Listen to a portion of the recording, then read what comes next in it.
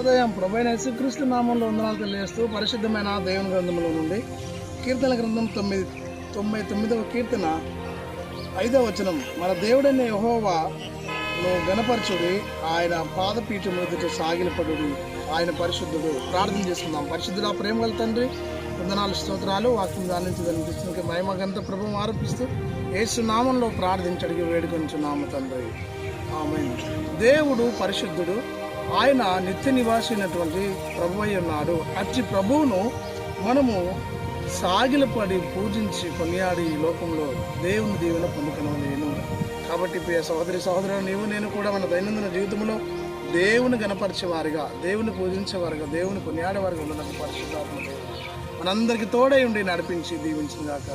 ఆమేన్. మహోన్నత స్తుతి స్తోత్రాలు చెల్లిస్తూ వాక్యం దానికి యేసు నామంలో ప్రార్థించడికి వేడుకొనుచున్నాము తండ్రి. ఆమేన్. తండ్రి, కుమార పరిశుద్ధాత్మ త్రియేక దేవుడు సదాకాలం తోడైండి దీవించి ఆశీర్వదించిన గాక. ఆమేన్.